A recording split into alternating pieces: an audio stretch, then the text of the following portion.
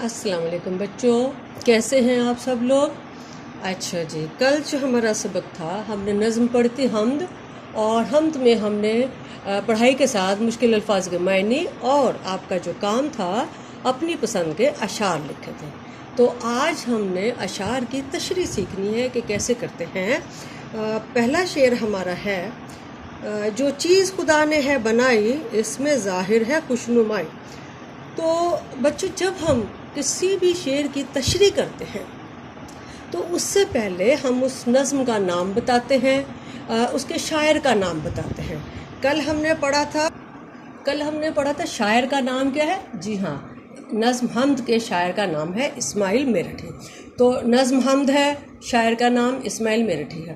جب ہم تشریح کرتے ہیں تو پہلے ہم اس کے حوالہ جات دیتے ہیں۔ ہم نے بتایا کہ یہ جو شعر ہے نظم حمد سے لیا گیا ہے، ہماری کتاب سے، اور ہم سے مراد ایسی نظم جس میں اللہ تعالیٰ کی تعریف کی گئی ہو۔ تو اس شعر میں ہم دیکھتے ہیں کہ شاعر کہتا ہے کہ جو چیز خدا نے ہے بنائی اس میں ظاہر ہے خوشنمائی، یعنی سب کچھ تو اللہ تعالیٰ کا بنایا ہوا ہے، سب کچھ اللہ نے بنایا ہے، وہی ہر چیز کا خالق و مالک ہے، اور اللہ کی بنائی ہوئی ہر چیز میں ایک اپنی ہی خوبصورتی ہے، ایک حسن اس میں نظر آتا ہے، اور جس سے ہمیں خوشی ملتی ہے اور اللہ تعالیٰ کے بنائی ہوئی چیزیں خوبصورت دکھائی دیتی ہیں۔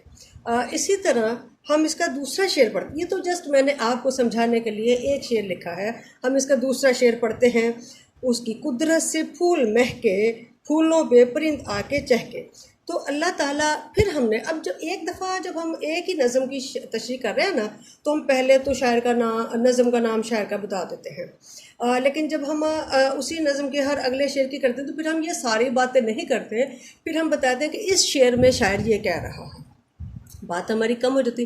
لیکن جب ہمیں کسی وقت کسی بھی نظم کے صرف ایک شعر کی تشریح کرنی ہو تو پھر ہم یہ سارے حوالے دیتے ہیں، نظم کا نام، شاعر کا نام، اور پھر تشریح جس چیز سے متعلق ہو وہ وضاحت کرتے ہیں۔ تو اگلے شعر کی تشریح ہم کرتے ہیں کہ اللہ تعالیٰ نے انسانوں کے لیے اپنی نعمتیں پیدا کی ہیں، اور ان نعمتوں میں جو ہے وہ رنگ برنگے پھول بھی اللہ تعالیٰ نے پیدا کیے ہیں۔ تو جیسے پھول ہمیں خوبصورت لگتے ہیں، پسند آتے ہیں، ایسے پرندوں کو بھی پھول بہت پسند آتے ہیں۔ تو جب وہ پھول کھلتے ہیں تو ان پھولوں پر پرندے جو ہیں وہ آ کر بیٹھتے ہیں، شوخیاں کرتے ہیں، اور مزید ماحول میں خوبصورتی پیدا کرتے ہیں۔ اچھا، پھر پھولوں کے ساتھ تیسرا شعر ہے، تاروں بھری رات کیا بنائی، دن کو بخشی عجب صفائی۔ اب اللہ تعالیٰ نے تو ہر چیز بنائی ہے، تو رات بھی اللہ نے بنائی ہے، اور رات میں ہمیں یہ آسمان بھی اللہ نے بنایا ہے، تو رات میں ہمیں آسمان پر تارے نظر آتے ہیں، اور ان تاروں کو دیکھ کے ہم خوش ہوتے ہیں۔ اور پھر ساتھ میں جو دن ہمیں ملتا ہے، تو رات بھر ہم آرام کرنے کے بعد جب اٹھتے ہیں تو دن کی روشنی میں، سورج کی روشنی میں ہماری طبیعت جو ہے وہ بہت تر و تازہ محسوس کرتی ہے، اور ہم اپنے سارے کام بڑی خوش اسلوبی سے انجام دیتے ہیں، اور ہمیں ہر چیز جو ہے وہ، ہر منظر جو ہے وہ خوبصورت دکھائی دیتا ہے۔ اچھا، اگلا شعر ہے، کیا دودھ سی چاندنی ہے چھٹکی، حیران ہو کر نگاہ ٹھٹکی۔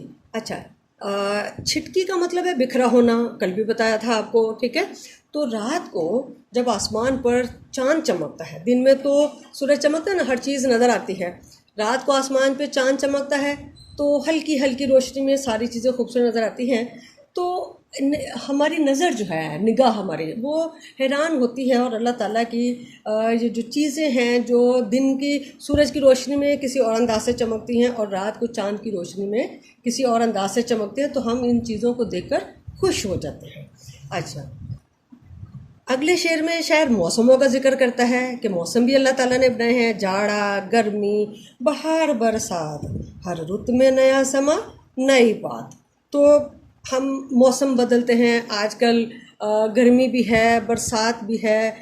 جب بہت زیادہ گرمی کے بعد جب ایک دم سے بارش ہوتی ہے تو تھوڑا سا ٹھنڈا موسم ہو جاتا ہے، ہمیں بہت اچھا لگتا ہے۔ تو موسم بدلتے ہیں، ان موسموں کے بدلنے سے ہماری طبیعت میں खुशी पैदा होती है। हम हर चीज़ को ज़रा थोड़े से हमारी कैफियत जो है वो बदल जाती है।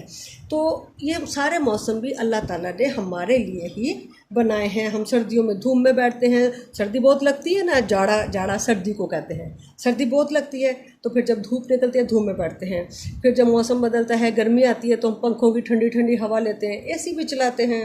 और जब बारिश होती है तो बारिश में नहाते भी हैं। तो हम हर मौसम का लुत्फ़ उठाते हैं। फिर है मिट्टी से खुदा ने बाग उगाए, बागों में उसी ने फल लगाए। अब देखें जी, मिट्टी तो हर जगह पर मुख्तलिफ़ तरह की होती है। शायर इसमें कहता है शेर में कि मिट्टी तो हर जगह पर मुख्तलिफ़ होती है, और हर मिट्टी में अल्लाह ताला ने मुख्तलिफ़ किस्म की चीज़ें अल्लाह पैदा करता है। हर चीज़ की अपनी जो है वो खूबी होती है। कहीं बाग हैं, कहीं खेत हैं, बागों में फल पैदा होते हैं। किसी मिट्टी के फल जो हैं बहुत मीठे होते हैं, किसी के खट्टे होते हैं। तो ये सारी चीज़ें भी अल्लाह ताला ने पैदा की हैं। इन फलों में अल्लाह ताला ने जायके रखे हैं जो हमारे लिए ही हैं। जो अल्लाह ताला ने हर चीज़ जो है वो बेशक इंसान के लिए ही पैदा की है।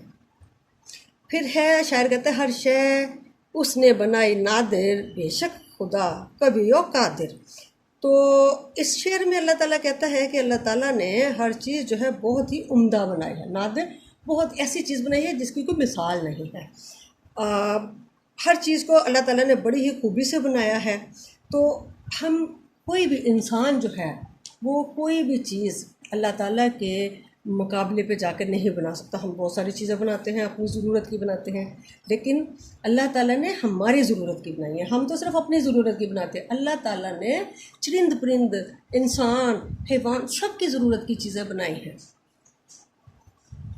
और अल्लाह ताला हर चीज़ पर कुदरत रखने वाला है। तो बच्चों, हमें हर हाल में अल्लाह ताला का शुक्र अदा करना चाहिए कि अल्लाह ताला ने हमारे लिए इतनी खूबसूरत दुनिया और उसमें हमारी ज़रूरत की हर चीज़ को पैदा किया है। और अच्छा बच्चों, आज का जो हमारा काम था, जो हमारे काम बुकलेट पे है, आपने मशक का सवाल नंबर 2 और 3 करना है, और जो शेर आपकी बुकलेट पे दिया गया है उसकी आपने अच्छी सी तशरीह करनी है। और बच्चों, कल आपने काम मुझे नहीं भेजा है,